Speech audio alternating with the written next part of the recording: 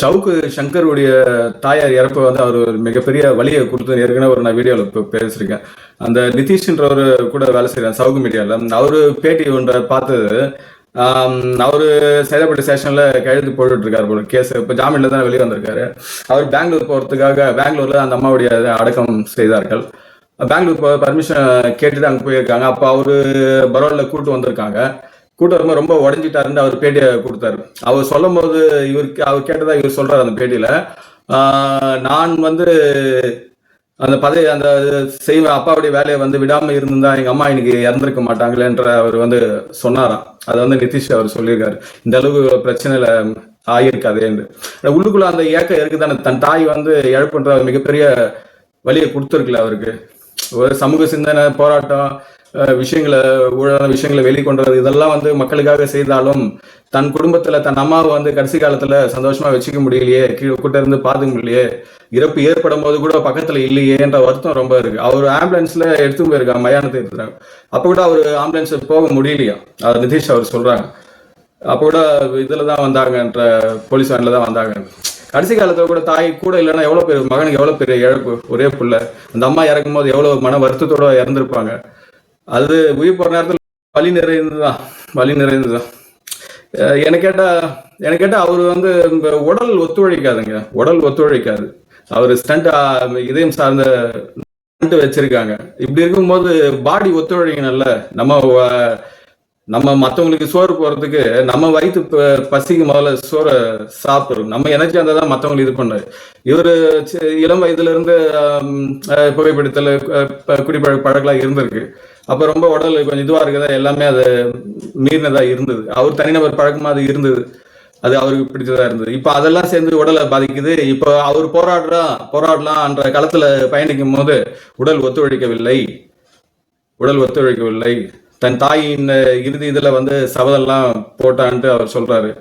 சபதம் போட்டாலும் வந்து செயல்படுத்துறது உடல் ஒத்துழைக்கணும்ல.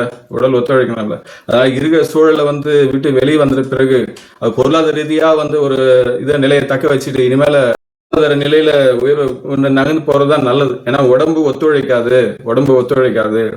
தன் தாயின் எதிர்பார்த்ததை தான் புள்ள நல்லபடியா வாழணும், குடும்பமா வாழணும், நல்லபடியா இருக்கணும் தான் உள்ளுக்குள்ள அவங்க இருந்திருக்கும். ஆனா அவருடைய செயல்பாடு அவங்க வந்து தவறுன்னு விமர்சிச்சது இல்லை. ஆனா பையன் கஷ்டப்படுறது வந்து இந்த தாயும் பொறுத்துக்க முடியாது இல்லை. இந்த அடிப்படையில வந்து அவர் இனிமேல உடல், நான் இந்த அடிப்படையில சொல்றேன், நம்ம சண்டை செய்யறதுக்குன்னா மனம் அவருக்கு ஸ்ட்ராங்கா இருக்கு. உடம்பு ஒத்துழைக்கல என்ன பண்ண முடியும் சொல்லுங்க. அதனால அவர் இனிமேல பரவாயில்ல, வெளியே வந்த ஜாமீன்ல வெளியே வந்தா கூட, எடப்பாடி கவர்மெண்ட் வந்தா கூட இனிமேல பிரச்சனைகள் இருந்து பொதி மட்டும் வெளியே வந்து கிராஜுவலா போயிருதான் நல்லது. ஏன்னா அவருடைய உடல் நலன் கருதி நான் அதை சொல்றேன். வயது 50 ஆயிடுது இல்ல, இன்னும் ரொம்ப பரபரப்பா அது ஏங்கிட்டு சரி வராது. அதாவது எப்பவுமே சொல்லுவாங்க, பணபலம், ஆள் பலம், அதிகார பலம், படைபலம் கிட்ட வந்து நேரடியா மோதக்கூடாது. இவர் சில விஷயங்கள்ல பட்டுப்பட்டுன்னு வார்த்தையை விட்டுறாரு. ஒரு சேலஞ்சு, ஒரு அதிகார பலம் ரொம்ப இதுவா இருக்க இடத்த போயிட்டு நம்ம மோதுறோம்னா நம்மளுடைய பலத்தை இருக்கணும், நமக்கான பலம் இருக்கணும். நான் ஏற்கனவே ட்விட்டர்லயே வந்து இப்ப கருத்துக்கள் போட்டிருக்கேன். நீங்க ஒரு அமைப்பா முதல்ல உன்னுடைய ஃபாலோவர்ஸ் ஒன்று திரட்டுங்க. ஏன்னா அரசியல்வாதிக்கு வந்து தலைகள் தான் வந்து அங்க அவங்களுக்கு ஒரு அச்சத்தை ஏற்படுத்தும். சரி, எவ்வளவு கவுண்டிங்ல தான் அவங்க வந்து அதிகாரிகளும் பயப்படுவாங்க. ஆர்கனைஸ் பண்ணிருக்கலாம், எதனா ஒரு மாநாடு எதனா போட்டிருக்கலாம், மீட்டிங் போட்டு எல்லாரையும் ஃபாலோவர்ஸ் வரைஞ்சா கண்டிப்பா அவரு நலன் சார்ந்த விஐபிகளும் முக்கியமான ஆளுங்களும் அரசியல் தொடர்பு ஆளுங்களும் வந்து பேசியிருக்கலாம். இது மாதிரி கைது நடவடிக்கையில அதிகாரிங்க தொடர்றதுக்கு பயந்து இருப்பாங்க. அவர் தனிநபரா தான் இருக்காரு அப்படின்னு தான் நெருங்கி போய் அது கடைசியில தாய் இழப்பு அளவு போயிடுது. ஆனா கண்டிப்பாக ஆட்சி மாற்றம் ஏற்படும் தான் நான் நினைக்கிறேன். ஆட்சி மாற்றம் ஏற்பட்டா இந்த பிரச்சனைல அவர் வெளியே வந்து மறுபடியும் அவர் கிராஜுவலான சூழல தான் போகணும். மறுபடியும் பழைய சூழல்ல அவர் இருந்தாருன்னா அவர் உடல் நலத்தை கண்டிப்பா பாதிக்கும், அவர் நலன் சார்ந்தவர்களையும் அது பாதிக்கும், மக்களுக்கும் தகவலும் வந்து செல்லாமல் மக்களுக்கும் ஒரு விதமான ஆத்ம சாந்தி அடைவதாக தான் இருக்க வேண்டும். காலத்தில் அவருடைய வாழ்க்கை வந்து சிறப்புற்று இருக்க எல்லாம் அந்த இறைசக்தி நான் பிரார்த்திக்கின்றேன். இக்காணொலி வந்து உங்க நட்பு வட்டத்தில் உறவிடம் பகிர்ந்து கொள்ளுங்கள். வாழ்க வளமுடன்.